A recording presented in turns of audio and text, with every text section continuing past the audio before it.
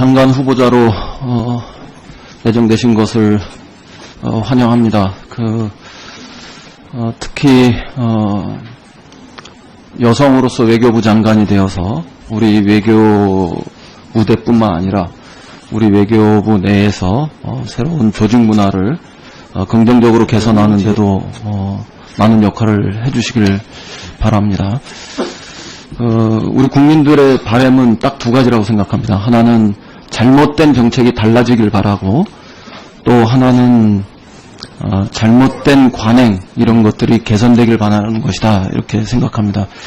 우선 잘못된 정책이 달라지길 바라는 것은 북핵 미사일과 관련해서 그 해법을 제재 일변도로 가져온 것에 대한 그 답답함 이런 것이 있고, 그것에 대해서 변화를 요구하고 있다, 이렇게 생각합니다. 장관 후보자께서도 말씀하신 것과 같이 제재와 동시에 대화, 협상 이런 것들 포함해서 다각적이고 집중적인 노력을 해야 할 때다, 저는 그렇게 생각하는데, 그와 관련해서 어떤 구체적인 해법을 가지고 계십니까? 네, 의원님 우선 말씀하셨던 외교부의 조직 문화에 대해서 일단 좀 말씀을 드릴까 합니다. 제가 임명을 받고 나서 많은 직원들로부터, 본부에 있는 직원들은 물론이고 공관에 있는 직원들로부터 많은 격려와 기대가 섞인 메시지를 받았습니다. 그래서 내부적으로도 쇄신에 대한 바람이 굉장히 강한 것으로 느꼈습니다. 그래서 제가 국제기구에서 큰 조직을 운영을 했고, 인수위 팀물도 성공적으로 마쳤습니다만, 그 경험을 살려서 외국에서 제가 터득할 수 있는 조직 운영 방법을 10분 활용해서 외교부의 쇄신을 주도할까 생각하고 있습니다. 북한 핵 문제와 관련해서는 말씀하신 대로 제재와 압박 그리고 대화, 이 모든 도구를 최대한 활용해야 한다고 생각합니다. 다만 대화로 나가는 과정에 있어서 어떤 것이 과연 대화에 성큼 다가갈 수 있는 여건이 되느냐, 이 문제에 있어서는 물론 한미 간의 긴밀한 공조하에서 여건이 무엇이고 그 여건을 조성하는데 같이 나갈 필요가 있다고 생각합니다. 여건 조성과 관련해서 후보자의 서면 질의에 대한 답변을 보면 예컨대 쉬운 곳에서부터 어려운 곳으로, 또 낮은 단계의 접근에서부터 높은 단계의 신뢰를 확보하는 이런 접근법, 이런 것들이 이렇게 잘 나와 있어요. 인도적 교류 혹은 사회문화적 교류, 경제적 교류, 그런 것들을 착실하게 진행하는 과정 속에서 높은 수준에서의 정치, 군사적인 혹은 안보적인 수준의 해법, 이런 것을 발전시켜 나가는 이런 로드도 잘 알고 계시고, 그래서 전 다행스럽다, 이렇게 생각하는데요. 그럼에도 불구하고 또 다른 측면에서 우리가 직면한 과제가 북핵 미사일 말고도 사드의 문제입니다. 사드의 도입과 관련해서 절차적 정당성 이런 것들을 충분히 확보하지 못했고, 그것이 안보상의 문제라고 이야기하기에는 대통령에게 보고하는 것조차도 속이거나 아니면은 지워버리는 이런 것들은 반드시 시정되지 않고서는 아무리 안보적인 문제라 하더라도 심각한 문제점을 야기하고 있는 것이기 때문에 절차적 하자를 치유하는 문제들은 꼭 필요한 거죠. 그런데 그걸 넘어서 한중간의 경제적인 갈등의 발단이 되었고, 이 문제를 해결하는 것은 매우 시급한 문제가 되었다고 생각합니다. 이와 관련한 어떤 해법을 가지고 계십니까? 네, 의원님, 한중 간의 사드와 관련한 인식의 차이가 분명히 있는 게 현실입니다. 그래서 인식의 차이를 좁히기 위한 다양한 경로의 소통이 지속되어야 될 것으로 생각합니다.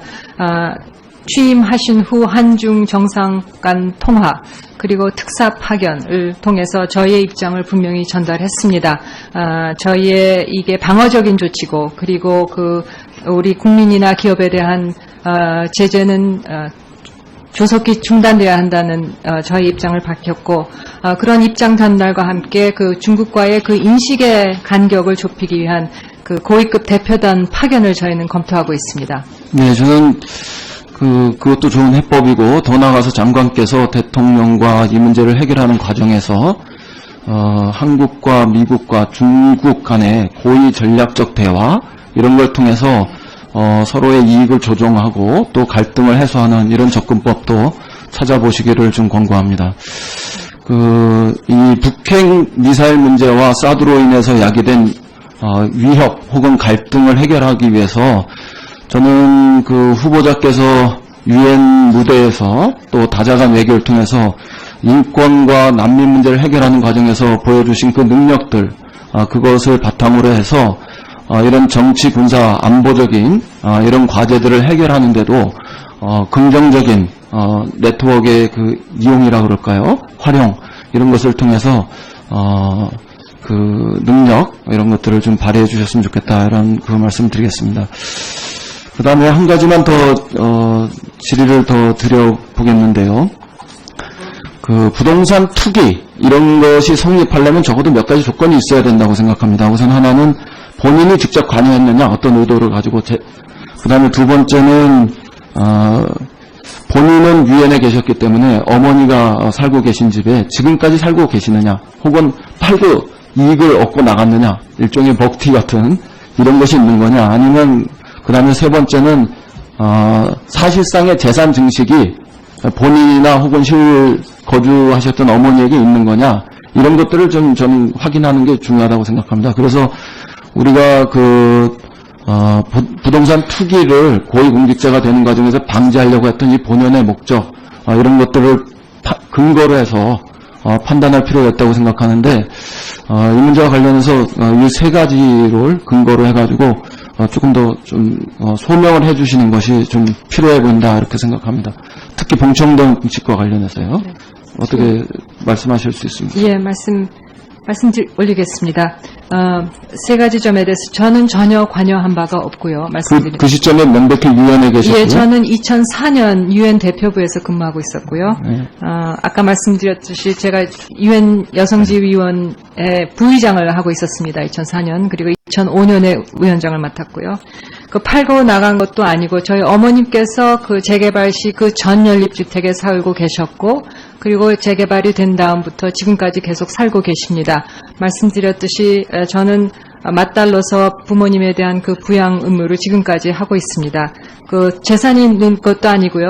연립주택 사시던 게 허물어지고 저희한테 남은 거는 지금 살고 계신 그 한 채입니다. 그 여러 가지 서류를 처리하는 과정에서 제 이름이 계속 등재되어 있던 걸로 생각됩니다만 저의 소유권하고는 아무 상관이 없었습니다. 예, 이인영 의원님 수고하셨습니다. 겪고 그런 입장 전달과 함께 그 중국과의 그 인식의 간격을 좁히기 위한 그 고위급 대표단 파견을 저희는 검토하고 있습니다.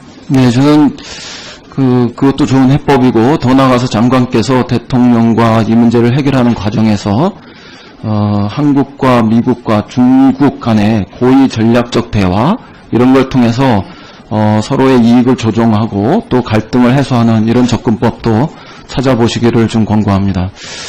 이 북핵 미사일 문제와 사드로 인해서 야기된 위협 혹은 갈등을 해결하기 위해서 저는 그 후보자께서 유엔 무대에서 또 다자간 외교를 통해서 인권과 난민 문제를 해결하는 과정에서 보여주신 그 능력들, 그것을 바탕으로 해서 이런 정치, 군사, 안보적인 이런 과제들을 해결하는데도 긍정적인 네트워크의 그 이용이라 그럴까요? 활용 이런 것을 통해서 그 능력 이런 것들을 좀 발휘해 주셨으면 좋겠다 이런 그 말씀드리겠습니다. 해야 할 때다 저는 그렇게 생각하는데 그와 관련해서 어떤 구체적인 해법을 가지고 계십니까? 네,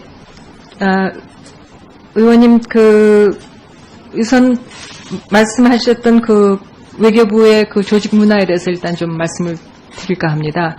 제가 임명을 받고 나서 많은 직원들로부터 본부에 있는 직원들은 물론이고 공관에 있는 직원들로부터 많은 격려와 기대가 섞인 메시지를 받았습니다. 그래서 내부적으로도 그 쇄신에 대한 바람이 굉장히 강한 것으로 느꼈습니다. 그래서 제가 국제기구에서 큰 조직을 운영을 했고 인수위 팀물도 성공적으로 마쳤습니다만 그 경험을 살려서 그 외국에서 제가 터득할 수 있는 그 조직 운영 방법을 10분 활용해서 외교부의 쇄신을 주도할까 생각하고 있습니다. 그 북한 핵 문제와 관련해서는 말씀하신 대로 그 제재와 압박 그리고 대화 이 모든 도구를 최대한 활용해야 한다고 생각합니다. 다만 그 대화로 나가는 과정에 있어서 그 어떤 것이 과연 대화에 성큼 다가갈 수 있는 여건이 되느냐 이 문제에 있어서는 물론 한미 간의 긴밀한 공조하에서 그 여건이 무엇이고 그 여건을 조성하는데 같이 나갈 필요가 있다고 생각합니다. 그 여건 조성과 관련해서 후보자의 그 서면 질의에 대한 답변을 보면 예컨대 쉬운 곳에서부터 어려운 곳으로 또 낮은 단계의 접근에서부터 높은 단계의 신뢰를 확보하는 이런 그 접근법 이런 것들이 이렇게 잘 나와 있어요. 인도적 교류 혹은 뭐 사회문화적 교류, 경제적 교류 그런 것들을 착실하게 진행하는 과정 속에서 높은 수준에서의 정치, 군사적인 혹은 안보적인 수준의 해법 이런 것을 발전시켜 나가는 이런 로드도 잘 알고 계시고 그래서 전 다행스럽다 이렇게 생각하는데요. 그럼에도 불구하고 또 다른 측면에서 우리가 직면한 과제가 북핵 미사일 말고도 사드의 문제입니다. 사드의 도입과 관련해서 절차적 정당성 이런 것들을 충분히 확보하지 못했고 그것이 안보상의 문제라고 이야기하기에는 대통령에게 보고하는 것조차도 속이거나 아니면은 지워버리는 이런 것들은 반드시 시정되지 않고서는 아무리 안보적인 문제라 하더라도 심각한 문제점을 야기하고 있는 것이기 때문에 그 절차적 하자를 치유하는 문제들은 꼭 필요한 거죠. 그런데 그걸 넘어서 한중간의 경제적인 그 갈등의 발단이 되었고 이 문제를 해결하는 것은 매우 시급한 문제가 되었다고 생각합니다. 이와 관련한 어떤 해법을 가지고 계십니까? 네, 의원님, 그 한중 간의 사드와 관련한 그 인식의 차이가 분명히 있는 게 현실입니다. 그래서 그 인식의 차이를 좁히기 위한 그 다양한 경로의 그 소통이 지속되어야 될 것으로 생각합니다. 취임하신 후 한중 정상 간 통화 그리고 특사 파견을 통해서 저희의 입장을 분명히 전달했습니다.